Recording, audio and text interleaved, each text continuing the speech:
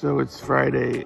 I decided to start doing this video journal, and I may or may not post it, but I just want to document things I'm doing in my life to improve myself. I did post something a while back about a vision board, and that's somewhat still on the horizon. I haven't used it every day, but I'm trying to make positive changes in my life, so I'm trying to do small actionable steps I can take each day. So I started first thing in the morning. I listened to this thing called Nikki and Pippa. They have this Bible thing they do, and they read the Bible and they talk about it. So I do that the first thing in the morning. It's about 20 minutes long, and then after that I do some kind of exercise. Like I've been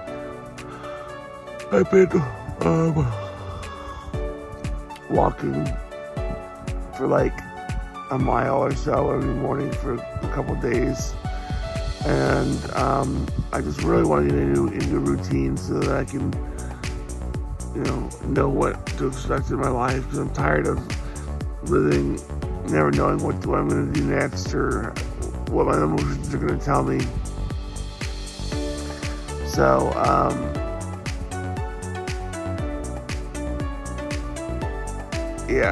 and I also, as far as money is concerned, I'm involved in this opportunity online. Actually, there's like 4 opportunities that came to me literally like a week after I started tithing in church, and I thought they were blessings from God, and they may be, but they may not be. But I'm involved in one opportunity, about $900 so far.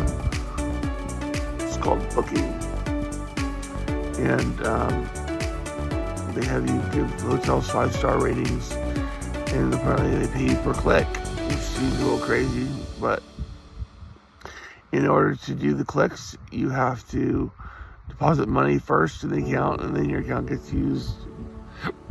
The funds get used to cover fees or whatever, but you earn higher commissions the more money you deposit. And I had a problem because there's benefit orders. And those benefit orders, they go really high in price, and what happens is you get a high commission, but it also puts your account in the negative, and you have to deposit a lot of money in order to get your account positive again. So that's what happened. I went negative $149. I had to pay $150. Then I went negative $250, and then I threw in $250 to cover that. And lo and behold, I didn't have time to do the deposits right away. It took me a few days, and so in the time that it took me to do the deposit, the credit that I had with the company, which starts out at $1,000. It dropped down to $900, and they told me, in order to get your credit back, you have to pay $500 to get your credit back. I'm like, oh my gosh, that sucks. And it's all refundable. They say it's refundable. So I was a little upset about that, but I was like, okay, well, I did delay paying, so whatever. I'll do the money, and they said I can have an instant withdrawal. So I deposited the $500. And then they tell me, okay, you can withdraw, but it has to be in batches. You can't withdraw all at once. You have to withdraw 100. And then they said 3 withdrawals, 100, 500, and 1,000. But then they said the first withdrawal is a test, $100 test withdrawal. And so I was like, okay, 1, 2, 3, that sounds easy. So I would do the first amount. Sure enough, it shows up in my account, in my wallet. It's awesome. Second time I withdraw for $500, it didn't go through. What's going on? So 2 hours later, I check with the guy. He says, "Oh, you were supposed to deposit 2 withdrawals of $100 at first, and then $500, then the remaining amount, because the first 100 withdrawal was a test withdrawal." I'm like, no shit, buddy. It said $100 test withdrawal, but then down below it said first withdrawal is 100. You can't have 2 firsts, you idiot. So anyway, I'm going all in because I'm already $900 in, and I thought the company was an opportunity from God, so I'm going to go down with the ship. You know, I'm going to sell my last $600 in stock today, and I'm going to deposit the money in the company and follow the directions to, number one, he said once I deposit the money, I do 30 more batches, 30 more tasks that can earn me more money, and then I deposit my ID card front and back so he can verify my account, and then I should be able to withdraw the money and get $1,900. So if I can, it'll be legit. It'll be the most legit, amazing company I've ever heard. The company's called Booking. I don't have the website URL, but if I'm successful, if it works out, I'll share the opportunity on social media, and I'll show my screenshots of it. But it is kind of a sketchy company as far as the way they do business, and I don't really like the way they've done business so far. So I'm not sure I would recruit anyone into it. But if it works, if it makes lots of money, it might be okay to jump through a couple hoops just to make the money.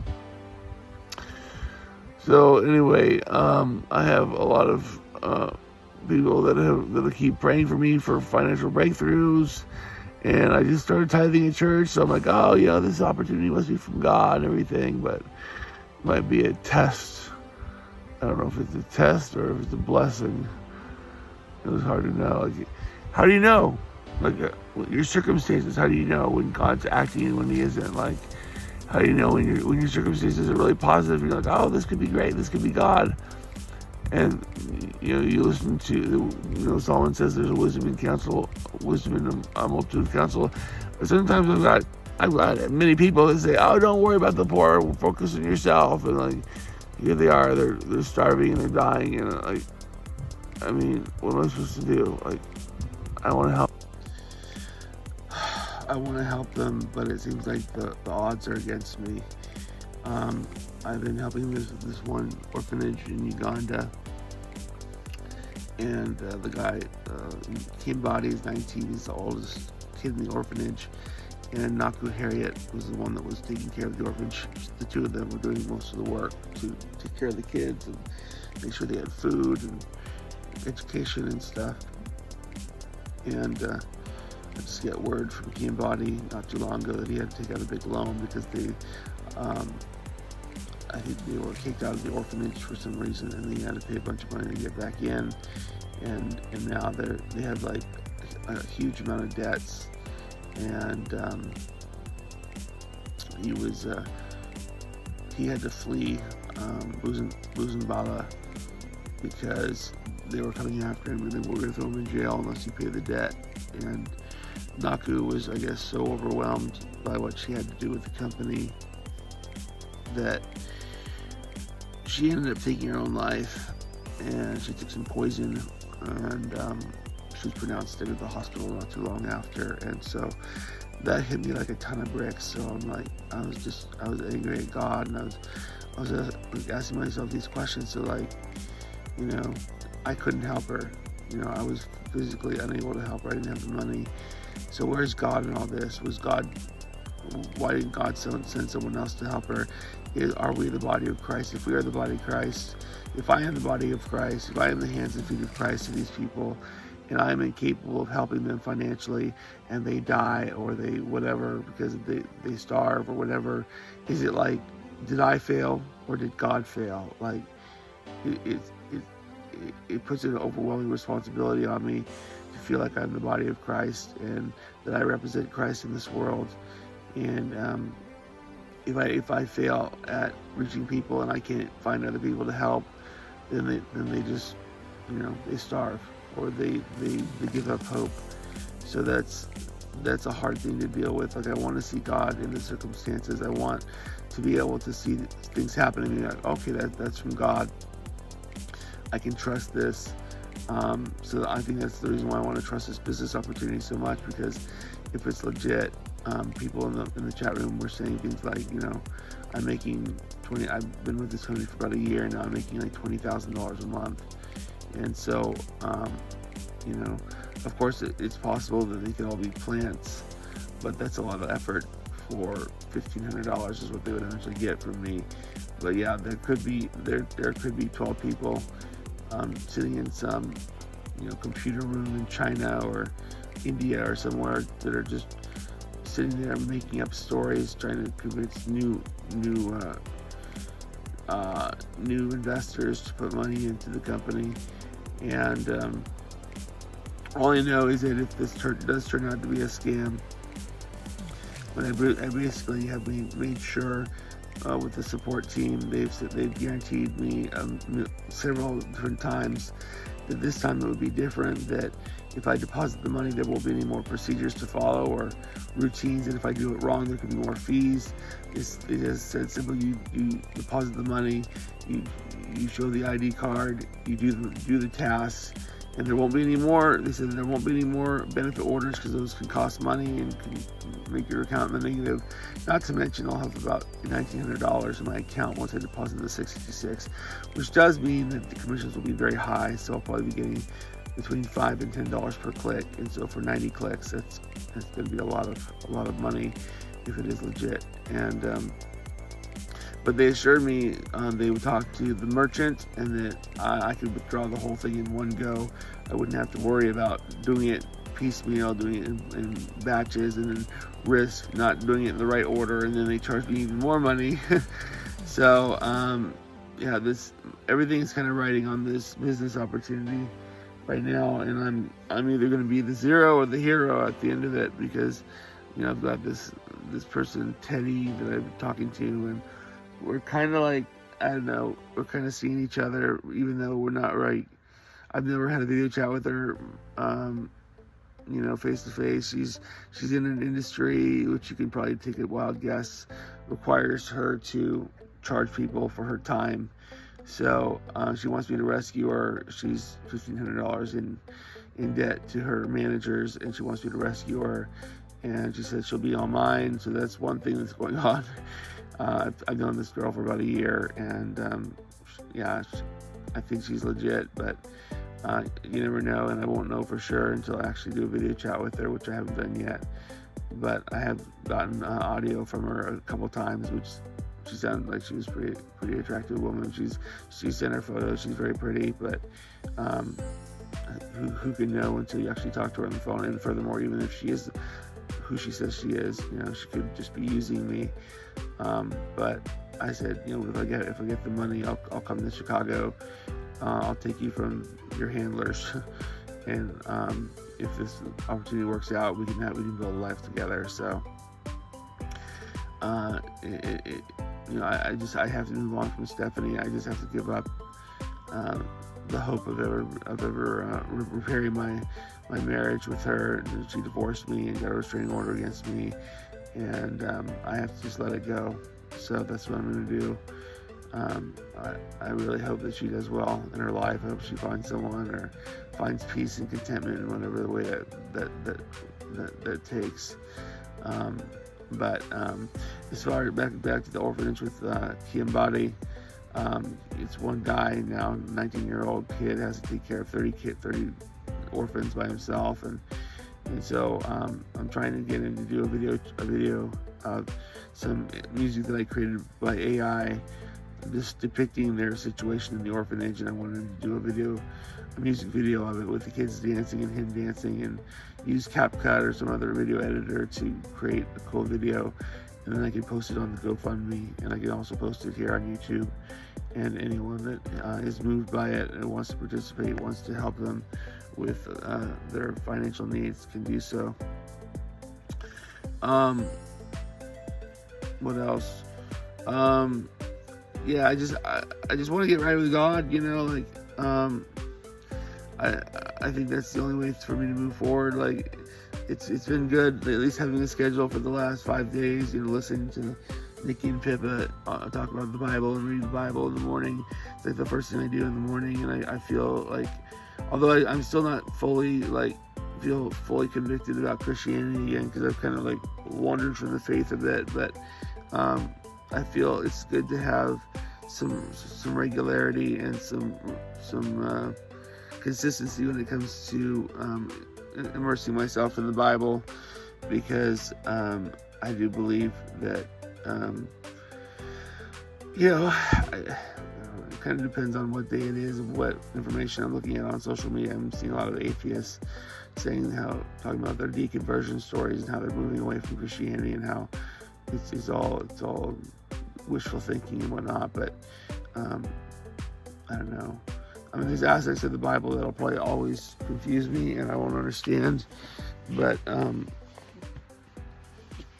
I have to believe in something, and there's so many people that are connecting to me on social media that continue praying for me. And I have this new girl, Roja, that says she wants to spend time with me and do in prayer, and she's very positive, very optimistic. She wants to do evangelism with me in Pakistan. I don't know if I'll ever be able to live in Pakistan. It almost sounds like she wants me to move there and do evangelism with her. But I can certainly, if this opportunity works out or I find some other way to make money, I can help her. She's requesting money for 60 Bibles so that she can allow the kids to read the Bible and educate them on the gospel. And so she's a very positive person. I look forward to seeing her today. We're going to do a video chat at some point. Anyway, so this is about 15 minutes, and I know my views don't get a lot. I don't get a lot of views on YouTube anymore. I used to get like several thousand per video. I usually get about 10, 15 views these days. But if anyone out there is listening, if this content interests you, that's great. I mean, I'm basically just sharing my life story here. So I think I'll continue doing this for posterity, even if no one watches these. But hopefully I can have some good news in the future that will indicate that God is working in my life, and that some of these dreams and goals I have are attainable. Not to mention that I still kind of believe in. Well, I'm pretty sure I do believe in the idea of the law of attraction. And I know that some people say that it's incompatible with the gospel, but I don't think so, because what you think is what you get. If you focus on the negative, you will get negative in your life. You focus on the positive, for the most part, you tend to bring in positive things. If you have possibility thinking, you'll look for opportunities. Whereas if you have negativity thinking, those doors won't even be opened for you. So I have the secret. I have the book. I wouldn't mind reading it and getting into some more readings. I have a lot of readings I have books by Brian Tracy about time management and leadership, and I have all these. This is my bookshelf. As you can see, I have many books, and I have many down here. And if you come over here, I have all of these books over here. Tons and tons of books. And I've read maybe, 5% of them, so from cover to cover. So if I could organize my time enough so I could spend some time reading every day and get some work done on all these books, that'd be cool too. So things that I want to accomplish, I want to continue working on some short stories. I do have one short story, but I'm not sure if I want to publish it, because it questions the very nature of the sacrifice that Abraham attempted to make to God, and it is somewhat anti-biblical, and it calls into question the authenticity and the truth of that account, just because it talks about how such an event could be from God when it doesn't take into account any lasting emotional damage that could happen to Isaac on account of his father taking him up to a place and binding him with rope and lifting his hand over his head like he's going to kill him. Like, it just bothered me that was one of the crucial aspects of the faith, that this would be based upon such a terrifying event for a kid. We never even know what impact that could have had on Isaac. And we don't ask ourselves as Christians, like, did this have a lasting impact on Isaac and his relationship with his father? Was this a good thing for him or bad? I mean, it may have been good for his father because, God rewarded him for being faithful and whatnot, and listening to him when it came to sacrificing his own child, and it foreshadowed God sacrificing Jesus. So it's central to the Christian story. But why do the central aspects of the story always have to be based upon fear and sacrifice and bloodshed? That's just one thing that kind of bothers me a little bit about the story. But anyway, I don't know if I'll ever publish it. I might be able to sell some copies, but I don't know if it's like God honoring or not. It questions a lot of things, and it's not exactly a historical account. Of course, I take a lot of liberties to indicate what happens in the story. It's like Isaac goes to this future psychiatric clinic to deal with unexamined trauma from his childhood, and goes to this place called Quantum Hope Clinic, and meets a doctor named Dr. Emmanuel Hope, or was that it? No, that's not his name. That's another book that I'm doing. Anyway, I've talked enough. I guess I'll just post this now, and feel free to make any comments you like. God bless you guys. Take care.